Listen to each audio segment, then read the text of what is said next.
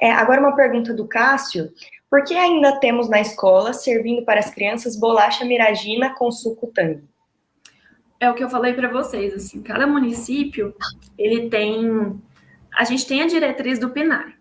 Uma coisa é a diretriz federal, né? Aí ela chega no município, o município tem que aplicar. Então, assim, é preciso dos recursos, como eu falei para vocês. Muitas vezes tem como adquirir o alimento da agricultura familiar, ou que não seja da agricultura familiar, mas que venha de outro estado, o alimento in natura. A escola tem condição de estar processando, de estar fazendo, tem gente suficiente, merendeira suficiente para fazer uma refeição completa.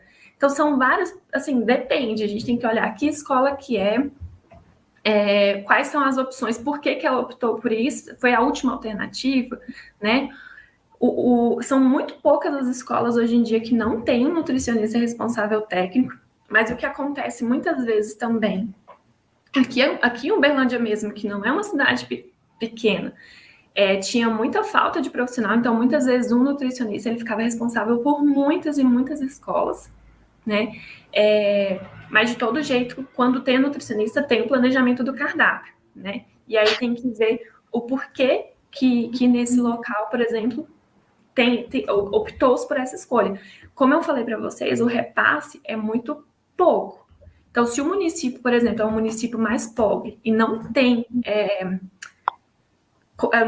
assim o suficiente para complementar isso, para aderir de forma correta, às vezes ele não consegue que em todos os dias do mês seja uma alimentação de maior qualidade também, né? E aí, muitas vezes, o produto ultraprocessado, que é mais barato, ele acaba entrando na merenda escolar. Então, são os gargalos que eu falei para vocês que a gente ainda tem e que o que precisava estar sendo discutido hoje era justamente isso, né? Preencher lutar contra essas inadequações que ainda existem, mas a gente está dando um passo para trás, porque a gente está discutindo coisas que foram feitas que eram boas e que estão querendo voltar atrás, né? Então, assim,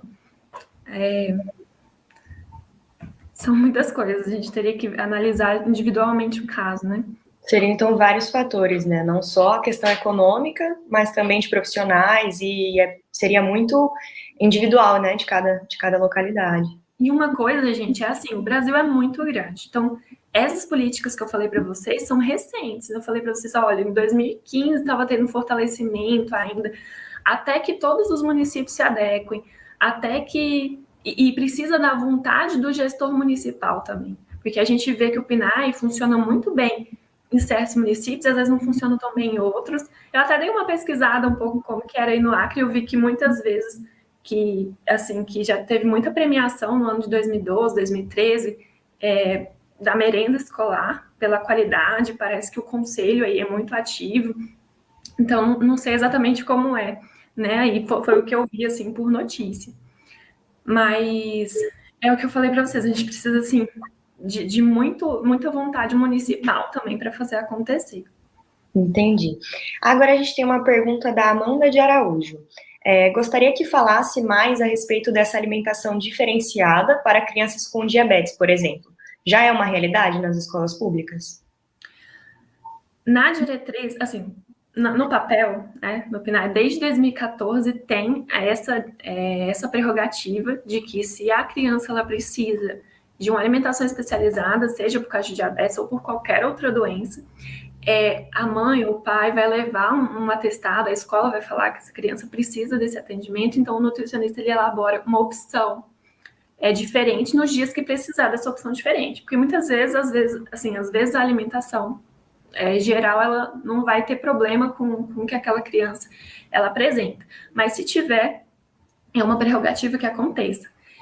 Mas não sei falar para vocês da realidade do Brasil, né? Porque depende. Tem escola que isso funciona super bem, porque tem todo o aparato para isso, e pode ter escola que isso não funciona tão bem.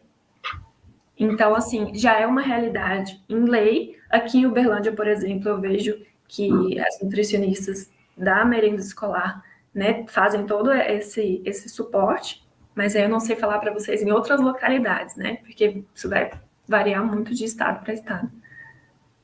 Entendi. Então é mais um pedaço que a gente tem que pensar na individualidade de cada localidade, né? Por Quando a gente isso que tem eu um falei para papel, você daquela questão que antes, né, antigamente, a compra de alimentos, tudo era centralizado, isso não funcionava, porque cada município vai ter a sua característica, as suas dificuldades. Então, o PNAE, ele é muito bonito, assim, em termos, se vocês lerem a lei, se vocês pegarem tudo que ele coloca, mas para fazer isso virar realidade, aí tem uma outra dificuldade. As desigualdades históricas já são um entrave para isso, né? Então, tem locais muito pobres, tem outros estados já com muito mais condição, muitos municípios com mais condição de fazer isso acontecer. Então, assim, é um processo que ainda ia levar tempo para até se concretizar, até melhorar. Então, é uma coisa que a gente precisava de mais tempo para fazer, mais tempo e mais vontade política para fazer acontecer. entendi. A gente tem mais alguma pergunta ou essa é a